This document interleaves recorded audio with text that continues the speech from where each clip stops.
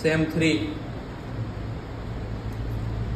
Second year of BBA Gujarat યુનિવર્સિટીનો course, બરાબર. But અહીંયા ગુજરાત યુનિવર્સિટીનો કોર્સ એવું કેલ્ક્યુલેટ કરવાની પણ જરૂર નથી, બરાબર. અહીંયા આવતા જે પણ સમ છે એ તમારા જો કામમાં આવતા હોય, બરાબર, તમારા કોર્સમાં BBAમાં હોઈ શકે, BCAમાં હોઈ શકે, MBAમાં હોઈ શકે, BCom હોઈ શકે, બરાબર, ઇવન એન્જિનિયરિંગ ફિલ્ડમાં પણ હોઈ શકે, આઈટીની ફિલ્ડમાં પણ હોઈ શકે, તો તમને આ ક્યાંક ને ક્યાંક કામમાં આવશે, બરાબર. તો આપણે semester 3 second year of BBA એનો લેક્ચર સ્ટાર્ટ કરીએ છીએ, બરાબર. બિઝનેસ સ્ટેટિસ્ટિક્સ સબ્જેક્ટનું નામ છે, બરાબર. આ બુકમાંથી આપણે બધું ચલાવીએ છીએ કે તમારી જોડે આ બુક હોય તો તમને કામ લાગશે. જો તમારી જોડે બુક ના હોય તો પણ ટેન્શન લેવાની જરૂર નથી. આપણે આ ક્વેશ્ચન સાથે બધું લખેલું છે, બહુ મહેનત પડી છે. તો તમને જો આ વિડીયો મજા આવી હોય, બરાબર, તમને આમાંથી કંઈક ઇન્ફોર્મેશન મળી હોય, બરાબર, એવી ગુજરાતી હિન્દી લેંગ્વેજમાં, બરાબર, આસાનીથી સમજાવીશું, તમને સમજાય જ ભાષામાં, જેના કારણે તમે લખી શકો, બરાબર. તો પ્લીઝ લાઇક, શેર અને સબસ્ક્રાઈબ કરવું, તમારા મિત્રોને આપવું, બરાબર, જેથી આવનારા સમયમાં બી અમે તમારા માટે બીજા વિડીયો બનાવી શકીએ, બરાબર. તો ચાલુ કરીશું unit 1 introduction to the statistics, બરાબર. ઇન્ટ્રોડક્શન ટુ ધ સ્ટેટિસ્ટિક્સમાં પહેલો ટોપિક આવશે ઇન્ટ્રોડક્શન સ્ટેટિસ્ટિક્સમાં, બરાબર. તો પહેલા તો what is the means of the statistics. पहले तो स्टैटिस्टिक्स का मीनिंग क्या होता है. तो स्टैटिस्टिक्स को अपने शॉर्ट फॉर्म में लिखते हैं स्टेट, बराबर. ये बहुत लॉजिकली ये समझने वाली चीज़ है कि स्टैटिस्टिक्स मतलब कि किसी को सीधा सीधा आंसर बोलना है कि भाई सीधा ये जवाब दे दे, तो मतलब क्या बोलते हैं, सीधा स्टेट आंसर दे दे. स्टेट आंसर भी सीधे सीधा. सीधे सीधा का मतलब ही होता है कि बहुत सारा डेटा दिया होता है, वो सबको छोड़ के उसको एक छोटे से नंबर में एक्सप्लेन करना है कि इसका मतलब ये होता है, उसको बोलते हैं स्टेट.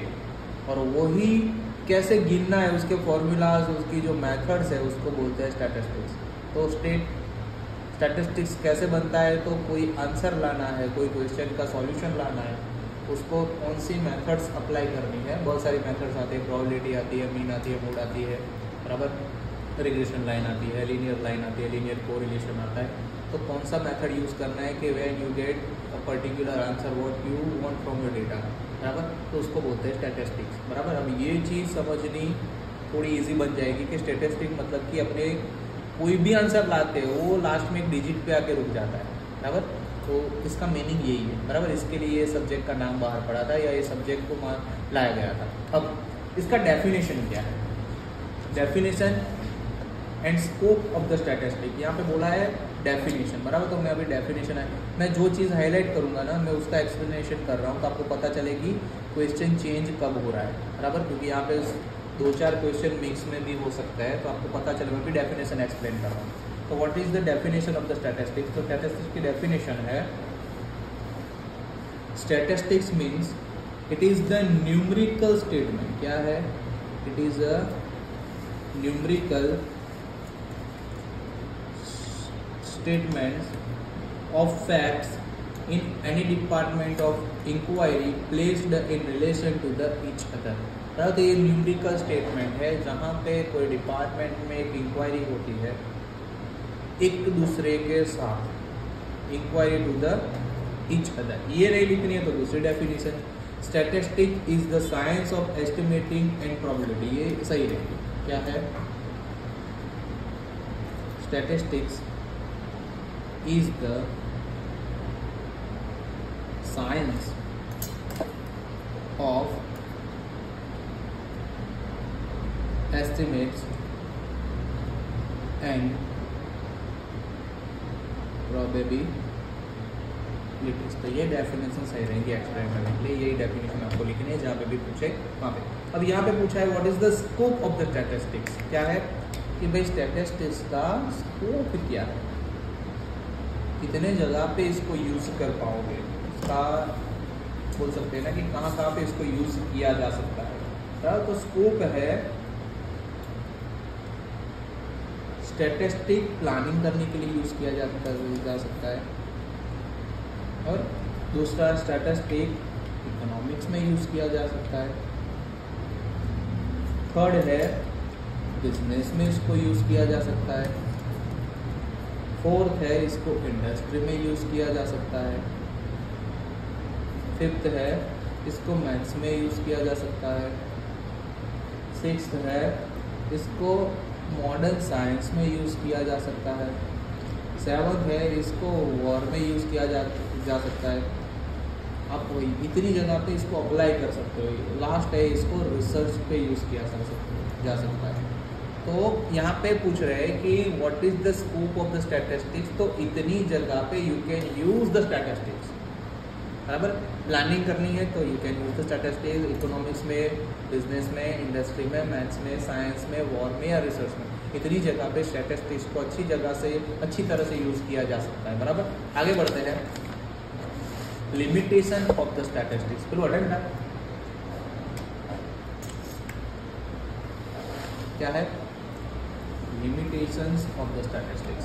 अब स्टैटिस्टिक्स की लिमिटेशन क्या है? तो आपके पास कोई पॉइंट्स नहीं होंगे इसके बारे में कि भाई ये लिमिटेशन है स्टैटिस्टिक्स, तो मैं अपने यहाँ पे पॉइंट से हाईलाइट करेंगे तो आप ये लिख पाओ, बराबर। तो एक तो इसकी लिमिटेशन ये है कि ये क्वालिटेटिव जो डेटा होता है ना,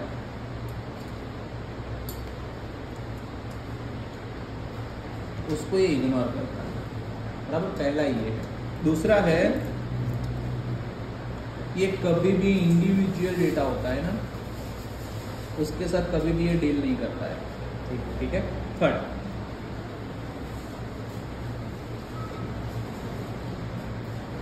इसका जो कंक्लूजन होता है ना, तो कभी परफेक्ट नहीं होता है, और इसमें जो भी मेथड होती है ना, वो कहीं ना कहीं गलती करवाए ना ऐसी होती है, ठीक है। फॉल इनटू द एरर, बराबर। आगे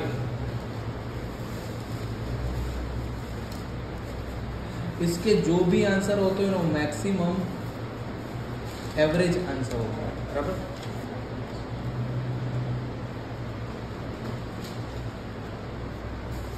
एक ही क्वेश्चन के मेथड डिफरेंट होते हैं, तो मेथड्स होते हैं, तो उसमें से कौन सी मेथड परफेक्ट है, वो एक तकलीफ वाली चीज है, बराबर। और जो भी रिजल्ट आता है ना, वो क्वेश्चनेबल होता है कि भाई उसके ऊपर कहीं ना कहीं अपने क्वेश्चन रेज कर पाते कि ये चीज उस तरह से क्यों थी, तो आंसर तो अलग आ रहा था, बराबर। तो ये इसकी लिमिटेशन है, बराबर। मैंने जो बोला वो आप लिख सकते हो, तो आपको अच्छे से ये एक्सप्लेन करने में मजा आएगा। आगे है टाइप ऑफ द डेटा। तो डेटा के टाइप कितने हैं? तो वैसे तो डेटा के 2 टाइप, लेकिन अपने यहाँ पे लिखेंगे 3 type, qualitative data, quantitative data, and आगे है क्वांटिटेटिव कंटिन्यूस, मतलब कि न्यूमेरिकल डेटा, बराबर। तो ये डेटा के टाइप मैंने यहाँ पे लिखे हुए हैं, तो इसको भी एक्सप्लेन करके लिख सकते हैं। और टाइप्स ऑफ द डेटा ये है, आप इसको पूरा ऐसे ही एक्सप्लेन करके लिख सकते हैं, इग्नोर कर सकते हैं। आगे बढ़ते हैं। अब what is the primary data, what is the secondary data, बराबर। तो पहले तो प्राइमरी डेटा क्या होता है, सेकेंडरी डेटा क्या होता है, वो अपने को समझना है, बराबर। तो प्राइमरी डेटा मतलब कि कोई भी इंसान है, लाइक एग्जांपल ले लो, आप ही हो, आप खुद कोई डेटा कलेक्ट करने के लिए क्या गए, पर्सनली गए, और वो डेटा आपने ही कलेक्ट किया है, तो वो डेटा बोलेंगे प्राइमरी डेटा है। सेकेंडरी डेटा क्या, आपने किसी ने कलेक्ट किया हुआ डेटा का यूज कर रहे हो, बराबर। तो वो डेटा कहीं पे भी प्रिंट किया होगा या कहीं पे भी अवेलेबल होगा, इंटरनेट पे अवेलेबल होगा, मतलब किसी और ने ढूंढा हुआ डेटा होगा जिसका आप क्या कर रहे हो, यूज कर रहे हो, तो वो डेटा को अपने क्या बोलेंगे, सेकेंडरी डेटा। अब प्राइमरी डेटा कहाँ से मिलता है, सेकेंडरी कहाँ से मिलता है, इसका डिफरेंस पूछ सकते हैं, तो आपको इसका डिफरेंस तैयार करना है। डिफरेंस मैं यहाँ पे शो कर देता हूँ, ये रहा डिफरेंस। आपको ये डिफरेंस तैयार करना है, पोज करके आप ये देख लेना, आपको ये डिफरेंस तैयार करना पड़ेगा, या है, बराबर। आगे बढ़ेंगे, ऐसा पूछ सकते हैं कि प्राइमरी डेटा कलेक्ट करने की कितनी मेथड है, बराबर। प्राइमरी डेटा कलेक्ट करने की कितनी मेथड है? तो प्राइमरी डेटा कलेक्ट करने की 3 मेथड है। एक है direct personal observation method, direct personal observation method, जहाँ पे आप खुद जाओगे पर्सनली और डेटा कलेक्ट करोगे। दूसरा है डायरेक्ट और इनडायरेक्ट इंटरव्यू वाली मेथड, और थर्ड है क्वेश्चनर वाली मेथड। क्या है? Questionnaire method. ये 3 मेथड से आप कोई भी प्राइमरी डेटा को कलेक्ट कर पाओगे। अब आगे है सेकेंडरी डेटा, तो सेकेंडरी डेटा कलेक्ट करने के लिए कोई अच्छी मेथड नहीं है। जिसने भी ये मेथड यूज करके डेटा कलेक्ट किया है और उसको प्रिंट किया है, आपके लिए अवेलेबल किया है, उसको आप सीधा यूज कर सकते हो। सेकेंडरी डेटा के लिए कोई मेथड होती नहीं है। एग्जाम में ऐसा पूछ सकते हैं कि डायरेक्ट पर्सनल ऑब्जर्वेशन मेथड का शॉर्ट नोट लिखो, उसके एडवांटेज डिसएडवांटेज लिखो, ऐसा कोई भी इसमें से पूछ सकते हैं, तो आपको प्रिपेयर करना है। आगे बढ़ेंगे। Measures of the central tendency. बराबर, पहले तो measures of the central tendency होता क्या, ये क्या है, अपने को ये क्यों दिया गया है। बराबर, यहाँ से आपके सम स्टार्ट हो गया आगे जाके। ठीक है, जो measures of the central tendency है, बराबर, ये इसका समझ सकते हो कि एक एवरेज, इसका मतलब ही होता है एवरेज। कोई भी डेटा का अगर एवरेज आपको मिल जाए ना, तो आपको उसका जनरल आइडिया मिल जाता है। तो measures of the central tendency मतलब कि यही, यहाँ पे ग्रुप डेटा, अनग्रुप डेटा आएगा, मीन आएगा, मीडियन आएगा, मोड आएगा, ये सब का आपको यूज़ करना है और आपको आंसर्स लाना है। बराबर, तो यहाँ पे पहले ही आएगा अरिथमेटिक मीन। बराबर, जो अपने देखेंगे अरिथमेटिक मीन ये रहा। बराबर, अच्छे से एक्सप्लेन किया हुआ यहाँ पे। बराबर, अरिथमेटिक मीन और मीन, तो the value obtained by dividing the sum of the observation by total number of the observation is called mean, or the generally it is denoted by the x bar। बराबर, general जो data है उसको number of the observation से divide करेंगे और अपने को जो लास्ट में आंसर मिलेगा, वो लास्ट में आंसर मिलेगा, उसको अपने मीन बोलते हैं। अब यहाँ पे मीन का फॉर्मूला है अपने पास ये रहा, तो यहाँ पे एक एग्जांपल दिया है। पहले तो फॉर्मूला देखो, x bar is equal to sigma x divided by N, या फिर sigma x I divided by N, या फिर sigma x I divided by sigma F i. तो सिग्मा एफ आई और एन दोनों का मतलब एक ही होता है। बराबर, यहाँ पे एक एग्जांपल दिया है, जो अपने को एग्जांपल काउंट करना है, समझ में आ जाए कि ये क्या बोलना चाह रहा है। तो ये एग्जांपल है, if the marks of 5 students in statistics are 72, 68, 55, 62 and 83, their mean is found out as follow। तो अपने को ये जो है ना, उसका टोटल लगाने divided by number of the students. तो 1 2 3 4 5, 5 को नीचे 5 लगाएंगे, उसका आंसर आएगा 68 मार्क्स।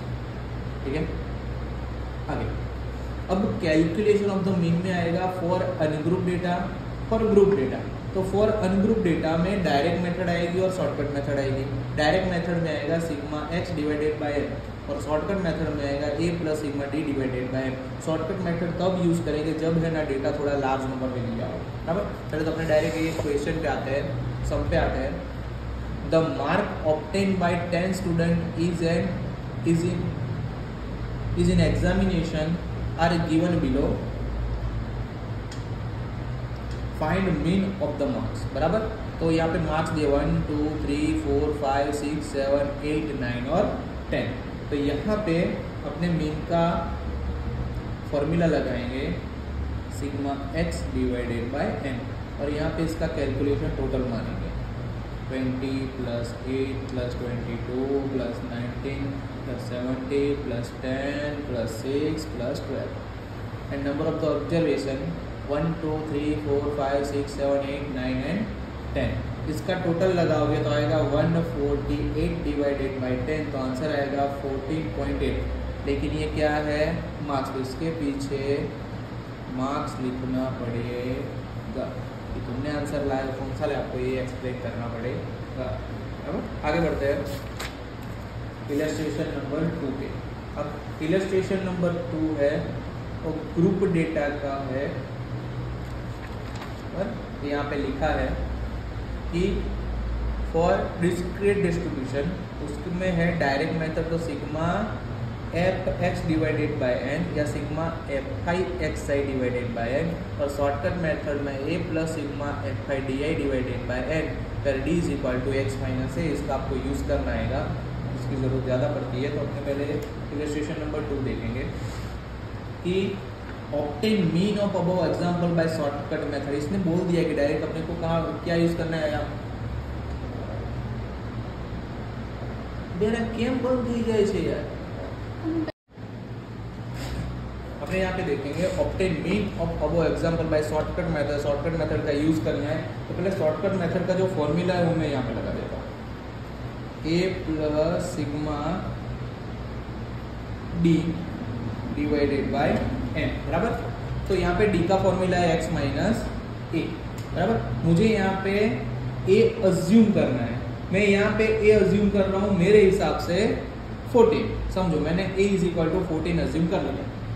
अब 18 में से 14 जाएगा तो कितना आंसर आएगा 4, 16 में से 14 जाएगा तो 2, 20 में से 14 6, 8 में से 14 जाएगा तो -6, 22 में से 14 जाएगा तो 8, 19 में से 14 जाएगा तो 5, 17 में से 14 जाएगा तो 3, 10 में से 14 जाएगा तो -4, 6 में से 14 जाएगा तो -8, 12 में से 14 जाएगा तो -2।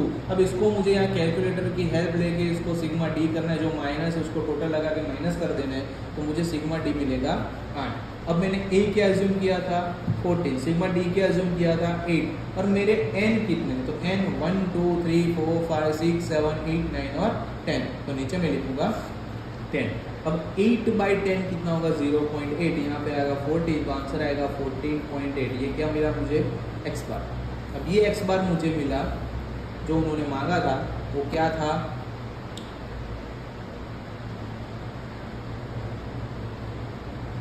यहाँ पे कुछ मार्क्स जैसा कुछ बोला नहीं है, तो यहाँ पे पीछे कोई वो चीज़ लिखने की जरूरत है नहीं। आगे बढ़ते हैं, बराबर। ये मैंने ऑलरेडी समझा दिया है। इलस्ट्रेशन नंबर 3, इलस्ट्रेशन नंबर 3 में ऐसा पूछा है, the following is a distribution of number of children in the families, find the average number of children per family. The number of the children दिया है, नंबर ऑफ द फैमिलीज दी है। तो यहाँ पे यूज करना है अपने को कौन सा मेथड, तो यहाँ पे यूज करना है x bar is equal to sigma F x divided by sigma f. Sigma f तो अपने पास 60 है, लेकिन अपने को सिग्मा एफ एक्स चाहिए, तो एफ एक्स के लिए अपने क्या करेंगे, तो दोनों को मल्टीप्लाई करेंगे। 0 3 ज़ा 0, 1 8 ज़ा 8, 12 2 ज़ा 24, 21 3 ज़ा 63, 10 4 ज़ा 40, 5 4 ज़ा 20, 6 2 ज़ा 12। इसका टोटल मानेंगे, सिग्मा को टोटल बोलते हैं, तो टोटल आएगा 167। यहाँ पे 167, कैलकुलेटर में 167 डिवाइडेड बाय आप 60 करोगे तो आंसर आएगा 1.78 चिल्ड्रन। अब यहाँ पे पूछा है क्या, find average number of children per family. तो कोई फैमिली में 2.78 चिल्ड्रन थोड़ी पैदा होंगे, बराबर। इसलिए यहाँ पे लिखेंगे अपने कितने चिल्ड्रन पैदा हो गए, तो 3 चिल्ड्रन, और ब्रैकेट में लिखेंगे अप्रॉक्स, बराबर। ऐसा लिख के अपने कोई आंसर यहाँ पे छोड़ देना है, क्योंकि इतना समझ में आना चाहिए कि 2.78 कोई चिल्ड्रन पैदा होता नहीं, ये पॉइंट में नहीं होता, फ्रैक्शन में नहीं होता। Illustration number 4, find mean for the example number 3 by shortcut method. जो एग्जाम्पल नंबर 3 है वो वापस से यहाँ पे लिख दिया है ना, इसको शॉर्टकट मेथड से यूज करना है। तो शॉर्टकट मेथड का फॉर्मूला क्या है, a plus sigma F D divided by n। अब यहाँ पे देखना है, मैं a अज्यूम कर रहा हूँ a इज इक्वल टू 3, बराबर। मैं a is equal to 3 assume करूंगा और उसको मैं x माइनस a में से माइनस करूंगा, तो 0 में से 3 जाएगा तो आंसर कितना आएगा फिर याद रखना है x में से माइनस करना है। 1 में से 3 जाएगा तो आंसर क्या आएगा -2। 2 में से 3 जाएगा तो कितना आएगा -1 बराबर। 3 में से 3 जाएगा तो 0, फिर यहाँ पे 1, यहाँ पे 2, यहाँ पे 3। अब मुझे एफडी का मल्टीप्लाई करना है, एफ और डी, ये डी है तो 3 3 जा -9, फिर आएगा 8 2 जा -60, 12 1 जा -12, 21 जा 0 0, 10 1 जा 10, 4 2 जा 8, 3 2 जा 6। कैलकुलेटर का यूज करना है, इसका टोटल मानना है, इसमें से माइनस करना है तो आंसर आएगा -30। वैल्यू लिखनी है तो ए मैंने क्या लिखा था 3, सिग्मा एफडी मेरे पास क्या था -30। अब मेरे पास n है, यहाँ पे ये मेथड की तरह n नहीं लिखना है, आगे था बराबर कि 1 2 3 4 5 6 7 8 9 10 नहीं, ऐसे नहीं लिखना है। यहाँ पे f दिया है, उसका टोटल लगाना है। Sigma f is equal to n ही होता है तो इसका टोटल लगाएंगे तो होगा 60। तो यहाँ पे नीचे लिखना है 60, इसको लगाना है ब्रैकेट में क्योंकि यहाँ पे माइनस है। तो 3 - 30 डिवाइडेड बाय 60, इसका आंसर आएगा आंसर आएगा 2.78, मतलब यहाँ पे भी आएगा अप्रोक्सीमेटली 3 मीटर। तो यहाँ पे समझ लो ये भी अप्रोक्स है बराबर। एक चीज यहाँ पे समझ लो, मैंने ये मेथड यूज करी तो भी 3 आंसर मिला, मैंने ये मेथड यूज करी तो भी 3 आंसर मिला। मतलब मेथड से यहाँ पे कोई आंसर में चेंजेस नहीं आते हैं, तो भी मेथड आप यूज कर सकते हो। तो आपको पता होना चाहिए कि आपके लिए कौन सी मेथड इजी रहेगी बस। Illustration number 5, the following distribution is obtained for the 60 student, 10 is equal to 60 हो गया। Find mean of the distribution. तो यहाँ पे मैं मेथड यूज करूंगा, x - a करूंगा, a की जगह पे मैं आइडेंटिटी यहाँ पे ऑलरेडी ले ली है। अब यहाँ पे एफडी कैलकुलेट करूंगा, मतलब यहाँ पे आंसर आएगा -3 -2 -1। मेरे को 15 में से 18 माइनस करने हैं, इसको माइनस करते जाने हैं, तो मेरे को यहाँ पे आंसर मिलते जाएंगे। अब एफडी का मल्टीप्लाई, मतलब एफ ये है, डी ये है, इसका मल्टीप्लाई 3 3 जा -9, 10 2 जा -20, 15 1 जा -15, यहाँ पे 0 8 1 जा 8, 3 2 जा 6, 3 1 जा 3, इसका टोटल आएगा -27। अब यहाँ पे मैं फॉर्मूला लिखूंगा, फॉर्मूला में क्या लिखूंगा, a x bar is equal to a plus sigma f d divided by n, 18 plus यहाँ पे -27, यहाँ पे 60। इसका सॉल्यूशन करोगे आंसर आएगा 80 - 0.45, तो आंसर आएगा 17.55। अब यहाँ पे क्या मांगा है, year, as in the year, तो इसका आंसर क्या आएगा ईयर्स। ये आंसर कितना इजी होगा। आगे find the mean of the following frequency distribution. यहाँ पे x और f दिए है, x और f दिए है, अपने को यहाँ पे fx करना पड़ेगा क्योंकि यहाँ पे ये इजी रहेगा। इस दोनों का मल्टीप्लाई 2 1 जा 2, 5 3 जा 15, फिर यहाँ पे 60 आएगा, यहाँ पे 280 आएगा, यहाँ पे 450 आएगा, यहाँ पे 320 आएगा, यहाँ पे 210 आएगा, यहाँ पे 110 आएगा। इसका आप टोटल करोगे तो इसका टोटल आएगा 1447। यहाँ पे फॉर्मूला लिखूंगा बराबर, sigma fx divided by n, 1447 divided by 100, answer आएगा 14.47। अब 14.47 यहाँ पे ऊपर कोई डेटा को एक्सप्लेन नहीं किया कि कौन सी चीज़ का डेटा है, तो अपना direct answer x bar is equal to यही बन जाएगा बराबर। आगे चलते हैं, कंटिन्यूअस फ्रीक्वेंसी डिस्ट्रीब्यूशन मेथड बराबर।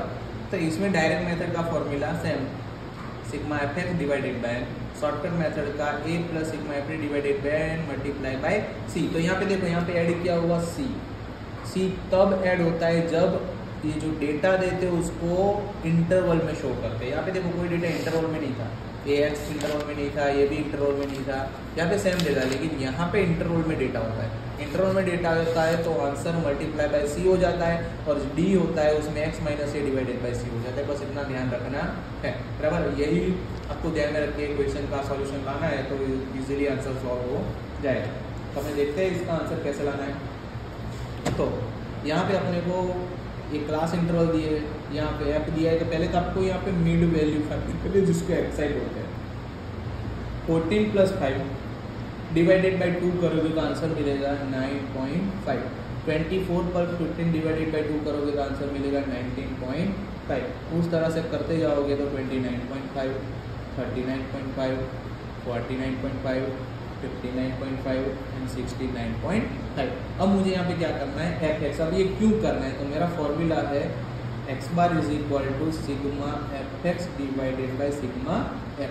What is the sigma F x, तो ये एफ है, ये एक्स है। कैलकुलेटर का हेल्प लेके 9.5 मल्टीप्लाई बाई 8 करोगे तो आंसर आएगा 76। यहाँ पे आएगा 214.5, यहाँ पे आएगा 442.5, यहाँ पे आएगा 987.5, यहाँ पे आएगा 990.0, सॉरी नॉट 5, 773.5 और यहाँ इससे मल्टीप्लाई करोगे तो आंसर आएगा 556। इसका टोटल लगाओगे तो आंसर आएगा 4040। अब यहाँ पे मैं वैल्यू लिखूंगा 4040 डिवाइडेड बाई 100 तो आंसर आएगा 40.4। और यहाँ पे क्या था, मार्क्स, तो मैं इसके पीछे लिखूंगा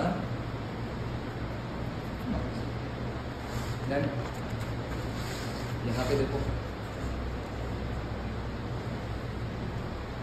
obtain mean for the illustration 7 by the shortcut method. यहाँ पे ऐसा बोला है कि आप शॉर्टकट मेथड तो इसमें अप्लाई करो, तो शॉर्टकट मेथड का formula A plus sigma F D divided by sigma F multiply by C. तो जो एक्सआई फाइंड करी थी वो यहाँ पे सेम टू सेम रहेगी, जो यहाँ पे अपने लिख देंगे 19.5, 29.5, 39.5, 49.5, 59.5, 69.5। अब यहाँ पे d is equal to x minus k divided by c. मैं यहाँ पे a लूंगा इसको 29.5। अब यहाँ पे c कितना है, तो c देखो क्लास इंटरवल बोलते हैं, उसको कैसे करना है, तो जो c लिया है कोई भी यहाँ पे उठा सकते हैं। 14 में से 5 जाएगा तो कितना बचेगा 9, बराबर। 14 में से 5 जाएगा कितना बचेगा 9, तो 6, 7, 8, 9, 10, 11 तो 9 बचेगा। अब C यहाँ पे ऐसा लेना है कि आंसर आपका है ना शॉर्ट हो जाए, तो मैं यहाँ पे आपको कैलकुलेट करके दिखा रहा हूँ। पहले तो ये हिसाब से करेंगे, पहले तो x माइनस ए ही करेंगे, बराबर।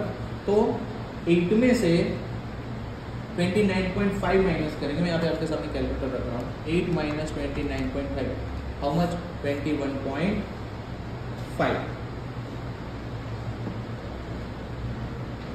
सॉरी मैंने गलती करी, 9.5 में से माइनस करें। 9.5 माइनस 29.5 तो आंसर क्या है 20। यहाँ पे मुझे आंसर मिला -20, ठीक है।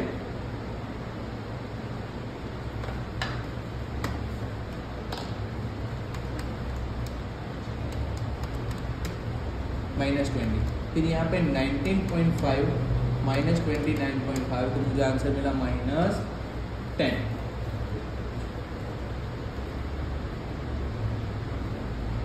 ठीक है, बराबर। फिर यहाँ पे आएगा 0, यहाँ पे आएगा 10, 20, 30, 40। लेकिन ये सबको मैं कौन से नंबर से डिवाइड कर सकता हूँ, मैं सबको है ना 10 से डिवाइड कर सकता हूँ, इसलिए मैंने यहाँ पे c इज इक्वल टू 10 लिया है।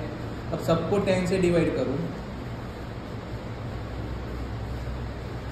तो यहाँ पे आंसर आएगा -2, -1, 0, 1, 2, 3, 4। तो आपको अब ये ध्यान में नहीं लेना है, आपको अब ये ध्यान में लेना है। अब मैं मल्टीप्लाई करूंगा a फॉर d को, ठीक है। तो 8 2 जा -16, 11 1 जा -11, 15 0 जा 0, 25 1 जा 25, 22 जा 40, 13 3 जा 39, 8 4 जा 32। अब इसका टोटल लगाएंगे 25 plus 25 plus 40 plus 39 plus 32 -16 -11 answer आएगा 109। अब यहाँ पे मैं वैल्यू में लिखूंगा। मैंने a की जगह पे लिखा था 29.5, सिग्मा एफ डी लिखा था 109, सिग्मा एफ था मेरा 100 और c मैंने लिया है यहाँ पे 10। तो 10 10 से यहाँ पे खत्म कर दूंगा। 29.5 plus 109 divided by 10, 109 divided by 10 करेंगे 29.5 प्लस 10.9। अब इसको 29.5 से प्लस करेंगे तो आंसर आएगा 40.4, बराबर। और 40.4 आएगा तो क्या है, तो वो है मार्क्स। बराबर, आपकी टेक्स्ट बुक्स में गलती करके रखी है। आपकी टेक्स्ट बुक में इलिस्ट्रेशन 8 में ए इज इक्वल टू 29.5 लिया है, वहाँ पे 39.5 लेना था, तो वो आंसर सेट होगा, बाकी आंसर सेट नहीं होगा। तो आप वो गलती मत कीजिएगा। बराबर, टेक्स्ट बुक वाले कुछ भी छाप देते। आगे इलिस्ट्रेशन नंबर 9,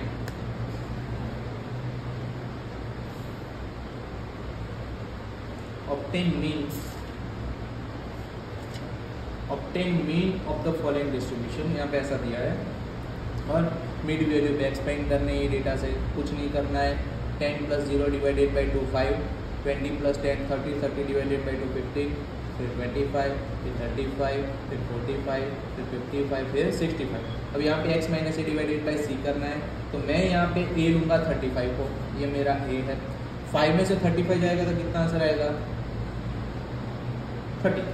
बराबर, तो मैं यहाँ पे c जगह पे क्या ले लूँगा, c की जगह पे मैं लूँगा यहाँ पे 10। बराबर, तो c की जगह पे मैंने यहाँ पे 10 ले लिया, तो ये बन जाएगा -3 -2 -1 0 1 2 और फिर मैंने जो आगे कैलकुलेशन समझा आपको ऐसे ही यहाँ पे करना। यहाँ पे 30 आएगा, 20 आएगा, 10 आएगा, 10 आएगा, 20 आएगा, 30 आएगा।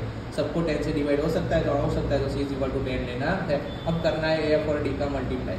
3 × 1 = 3, यहाँ पे 14, यहाँ पे 15, यहाँ पे 0, यहाँ पे 20, यहाँ पे 16, यहाँ पे 6, टोटल मारो के आंसर आएगा 10।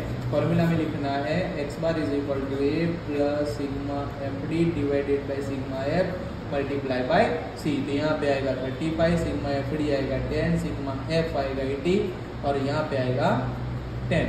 अब 35 + 10/8 करो, ये है 10 डिवाइडेड बाई 8, तो आंसर आएगा 1.25।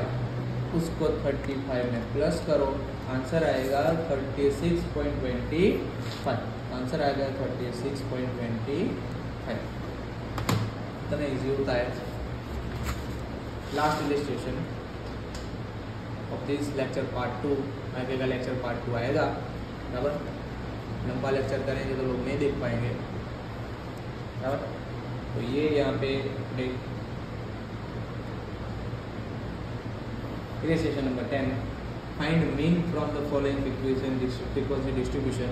बराबर, सेम मेथड अप्लाई करनी है। यहाँ पे अपने को एक्साइट ढूंढना है, मिड वैल्यू ढूंढना है। तो यहाँ पे आएगा 1, यहाँ पे आएगा 3.5, यहाँ पे आएगा 7.5, यहाँ पे आएगा 12.5, यहाँ पे आएगा 20, यहाँ पे आएगा 32.5, यहाँ पे आएगा 50। और यहाँ पे fx को मल्टीप्लाई करेंगे तो यहाँ पे आएगा 1, यहाँ पे आएगा 10.5, यहाँ पे आएगा 37.5, यहाँ पे 187.5, यहाँ पे आएगा 180, यहाँ पे आएगा 162.5, यहाँ पे आएगा 100। इसका टोटल आएगा 679। यहाँ पे फॉर्मूला में लिखेंगे sigma fx divided by n 679 divided by 40, answer आएगा 16.975। और ऐसे सम यहाँ पे कंप्लीट हो गए। बराबर, नेक्स्ट लेक्चर में इसके बारे में देखेंगे, x - x बार के बारे में, some important result obtained by the mean. बराबर, आगे के जो है ये सब कंटिन्यू हो रहा है। यहाँ से इलिस्ट्रेशन 13, बराबर, ये भी सब कंटिन्यू हो रहा है। ये मैंने डेटा दे दिया है, मतलब कि आपको अंदर से डेटा कलेक्ट करने हैं, तो कौन सी फॉर्मूला अप्लाई करना है आपको आना चाहिए, मैं करवाऊँगा आगे। बराबर, ये सब उसी तरीके से यहाँ से डेटा चेंज हो रहे हैं। तो यहाँ पे पूरे मीन खत्म होगा, तो अपने एक पार्ट में पूरा मीन ले लेंगे, एक पार्ट में पूरा मीडियन ले लेंगे और एक पार्ट में पूरा मोड ले लेंगे। बराबर, तो ऐसे आपको 3 पार्ट में ये यूनिट 1 मिल जाएगा। Thank you. वो क्या कर रही है वो